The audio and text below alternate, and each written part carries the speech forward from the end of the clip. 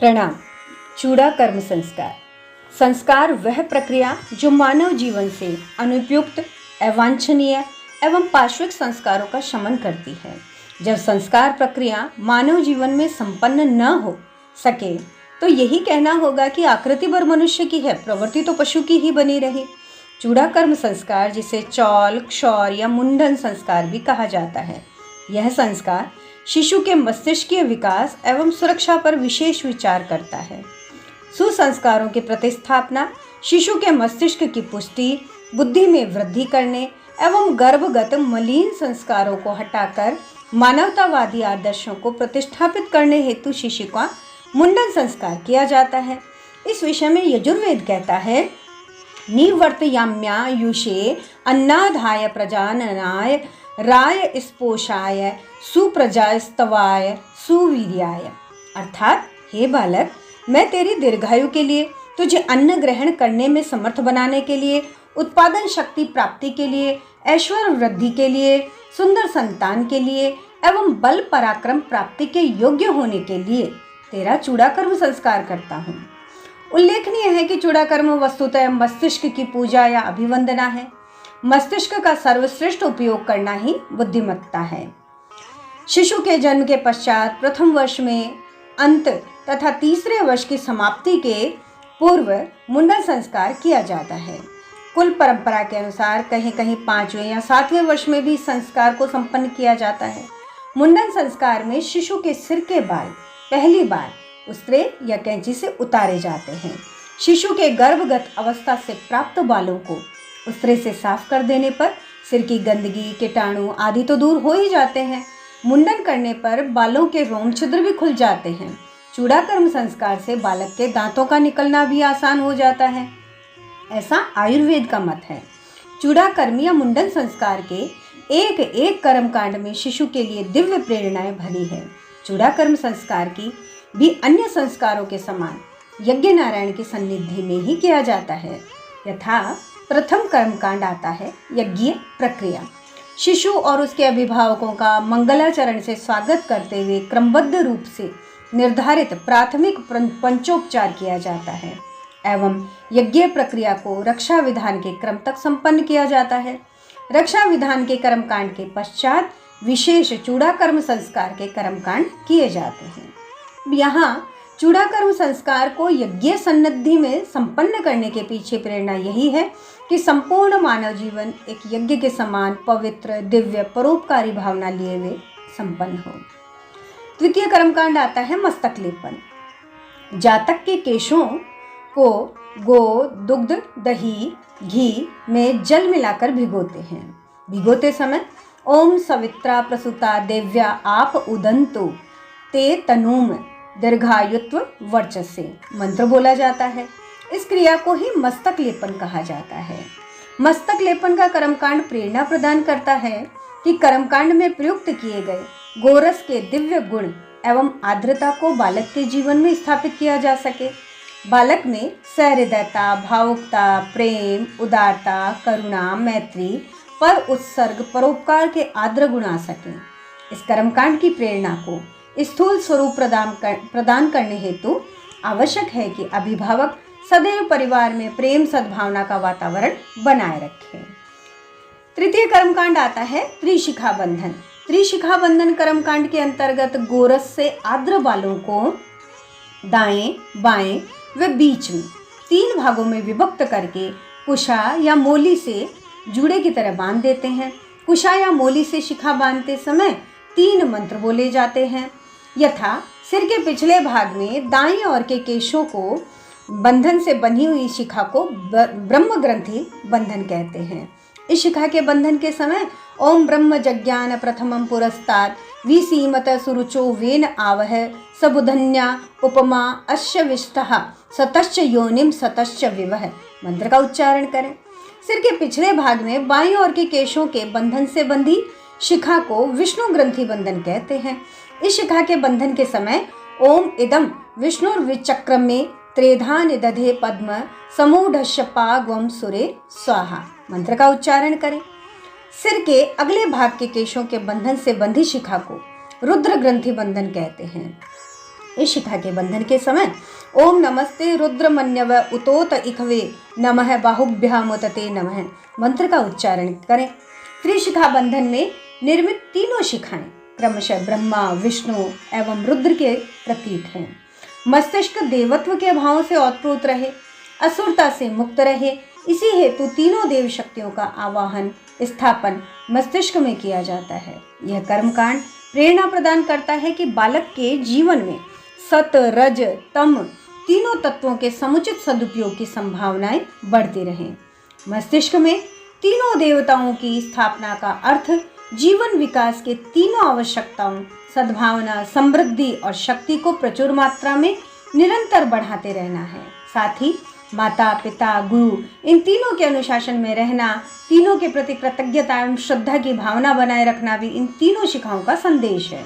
दुख के कारण अज्ञान, अशक्ति व अभाव को समाप्त करने के लिए विद्या, शक्ति व समृद्धि को निरंतर बढ़ाते हुए भौतिक, व्यवहारिक एवं आध्यात्मिक तीनों ज्ञानों में निरंतर वृद्धि करने की प्रेरणा ये तीनों शिखाएं प्रदान करती हैं। जिम्मेदार अभिभावकों को इस प्रेरणा को हृदयंगम कर बालक को प्रेरणा प्रदान करते रहने का संकल्प लेना चाहिए। चतुर्थ कर्मकांड आता है छुरा पूजन। मुंडन में प्रयुक्त किए जाने वाले छुरे या उस्त्रे को धो मांझ कर कीटाणु रहित या वैज्ञानिक भाषा में स्टरलाइज करके ससम्मान तस्तरी में रखा जाता है। जातक के माता पिता रोली, अक्षत, पुष्प, धूप, दीप, नैवेद्य आदि से पूजन कर छुरे के मूल में कलावा बांध दें। इस कर्मकांड के समय ओम यत क्षुरेण मज्जयता सुपेशशा वप्ता वपति केशान छिंदी शिरो मास्यायु प्रमोषि मंत्र का उच्चारण करें। प्राचीन समय में मुंडन का कार्य पुरोहित कर देते थे, परंतु अब नापित अर्थात नाई के द्वारा यह कार्य किया जाता है। अतः नाई को भी तिलक कर कलावा बांधे।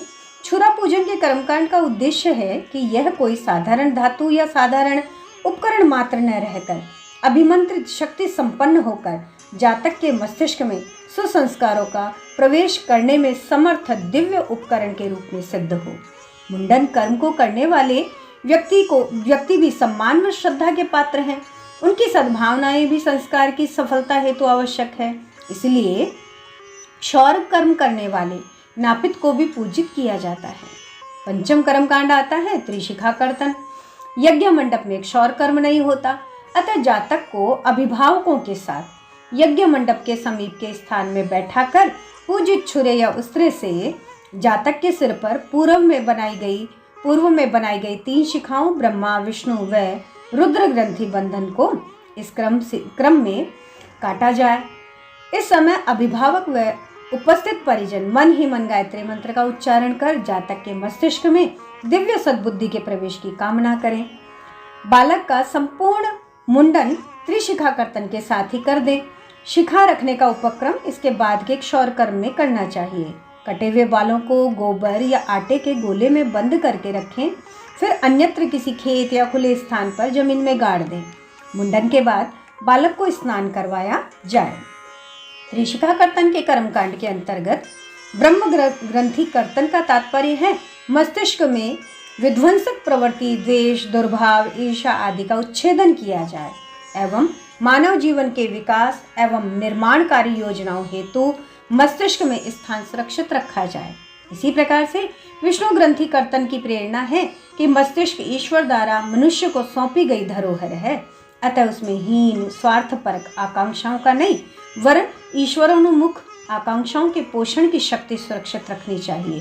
तृतीय ग्रंथि रुद्र ग्रंथि कर्तन का उद्देश्य है जीवन से अशिव, अमर्यादित, श्रेष्ठ मार्ग में बाधक प्रवृत्तियों का निष्कासन किया जाए, मस्तिष्क को शिव शुभ प्रवृत्तियों हेतु सुरक्षित रखा जाए। फिर षष्ठम कर्मकांड आता है नवीन वस्त्र पूजन। स्नान के बाद पहनाए जाने वाले नवीन वस्त्रों को एक थाली में रखकर अक्षत, पुष्प एवं मंत्रोच्चारण द्वारा पूजित किया जाता है। उचित होगा कि वस्त्र पीले रंग के चुने जाएं। पूजन के पश्चात पूजित वस्त्र बालक को पहनाए जाएं। नवीन वस्त्रों को धारण करने से पूर्व उनका पूजन करते समय उन वस्त्रों में भी दिव्यता के भाव का आरोपण किया जाता है, क्योंकि ये वस्त्र मात्र वस्त्र नहीं है वरन जातक के नवीन कलेवर धारण करने का प्रतीक है। यह कर्मकांड स्पष्ट करता है कि सिर के बाल उतारकर मात्र पार्श्विक विचारों को ही नहीं हटाया गया, अपितु शरीर पर लिपटे हुए पुराने अहितकर जीर्ण स्वभाव एवं कर्म को भी बदला जा रहा है। पीला रंग त्याग, शौर्य, साहस व गतिशीलता का प्रतीक है। उदित होते हुए सूर्य, चंद्रमा, अग्नि आदि के पीत वर्ण के गुण अर्थात सूर्य के समान तेजस्विता, गतिशीलता, चंद्रमा के समान शांत, शीतल, अग्नि की तरह प्रखर, उष्मा की तरह जातक को स्फूर्तिवान बनाने की प्रेरणा प्राप्त हो। सप्तम कर्मकांड आता है विशेष आहुति। मुंडन, स्नान और नवीन वस्त्र धारण करवाकर जातक को यज्ञ स्थल पर लाया जाता है। इस समय के व्यतिक्रम में भजन, कीर्तन व उद्बोधन का क्रम जारी रखा जा सकता है। विशेष आहुतियों के लिए हवन सामग्री में थोड़ा मेवा, मिष्ठान या अलग से खीर अथवा हलवे का उपयोग भी किया जा सकता है। अभिभावक बालक को गोद में लेकर 5 विशेष आहुतियां यज्ञ देव को समर्पित करें। विशेष आहुतियों हेतु विशेष मंत्र है ओम भूर्भुवस्सुः अग्न आयु ग्वम शी पवसा आ सुवोर्जमीशं चनः आरे बाधस्व दुच्छुना ग्वम स्वाहा इदम अग्नये इदम नमः। विशेष मंत्र के साथ समर्पित विशेष आहुति के समय अभिभावक भावना करते हैं कि यज्ञ उष्मा जातक को सुसंस्कार संपन्न बना रही है, उसका जीवन तेजस्वी, ओजस्वी, प्रखर बने। ऐसी प्रार्थना यज्ञ नारायण के आशीर्वाद से सफल सार्थक रूप में संपन्न होगी। अब अष्टम कर्मकांड आता है शिखा पूजन। शिखा पूजन कर्मकांड में जातक के अभिभावक जातक के शिखा स्थान पर रोली, अक्षत, पुष्प द्वारा पूजन करें एवं तत्पश्चात जातक के पिता अपने दाहिने हाथ की 5 उंगलियों को जल में भिगोकर एकत्रित अवस्था में जातक के शिखा स्थान को स्पर्श करें। इस समय मंत्र बोला जाता है ओम चिद्रूपिणी महामाये दिव्य तेजः समन्विते तिष्ठ देवी शिखा मध्ये तेजो वृद्धिम कुरुष्वमि। वस्तुतः मुंडन संस्कार शिखा स्थापन संस्कार भी है। शिखा के साथ अत्यंत महत्वपूर्ण वैज्ञानिक दृष्टि जुड़ी हुई है। जिस प्रकार मंदिर पर पताका, एक राष्ट्र के लिए राष्ट्रध्वज एवं एक टेलीविजन के लिए एंटीने का महत्व है, ठीक उसी प्रकार से मानव शरीर रूपी उपकरण को ब्रह्मपिंडीय सचेतनता से जोड़ने हेतु शिखा की महत्ता प्रतिपादित की जाती है। इसीलिए मुंडन संस्कार के शुभ अवसर पर तुरंत बाद बाल बढ़ाने पर शिखा रखी जाती है। इसके प्रति संकल्प रूप में शिखा स्थल अर्थात मस्तिष्क के मध्य भंवर या ब्रह्मरंध्र के स्थान स्थल पर पूजन किया जाता है। शक्ति व मति का आवाहन शिखा स्थल पर किया जाता है। नवम कर्मकांड स्वस्तिक लेखन आता है। जातक के मुंडित सिर पर रोली या चंदन में केशर व कपूर मिलाकर शुभ स्वस्तिक चिन्ह बनाने की क्रिया संस्कार स्थल पर उपस्थित किन्हीं आचार्य या परिवार के सम्मानीय परिजन द्वारा मंत्र के साथ संपन्न की जाती है।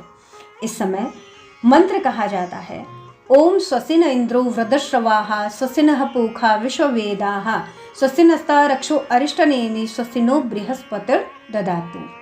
स्वस्तिक या ओम लेखन के कर्मकांड में लेखन हेतु प्रयुक्त चंदन को शीतलता, कपूर को सुसंगठन एवं केशर से पुष्टि का प्रतीक माना जाता है। सिर पर लिखे गए ओंकार शब्द अथवा स्वस्तिक में प्रेरणा भरी है कि ईश्वर की सन्निधि में सदैव सत्कार्यों में प्रवृत्त रहा जाए, सर्वांगीण विकास को जातक प्राप्त करे, चहुमुखी उन्नति प्राप्त करे। अब अंत में आता है दशम कर्मकांड आशीर्वचन।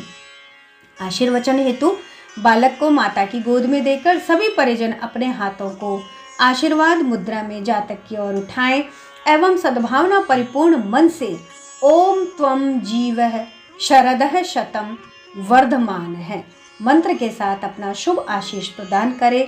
तत्पश्चात जातक के माता पिता सभी आगंतुकों का यथा योग्य सत्कार करके उन्हें सम्मान सहित विदा करें। चूड़ा कर्म मुंडन संस्कार की वास्तविक प्रेरणा यही है कि विद्युत प्रवाह यंत्र ट्रांसमीटर सदृश मानवीय मस्तिष्क को शुभ विचार व दिव्य धारणा से युक्त बनाकर जातक के गुण, कर्म, स्वभाव का परिष्कार कर उसके उत्कृष्ट व्यक्तित्व का निर्माण किया जाए। अतः आइए संस्कारों के दिव्य प्रवाह को अपने श्रेष्ठतम व्यक्तित्व का आधार बनाएं। धन्यवाद।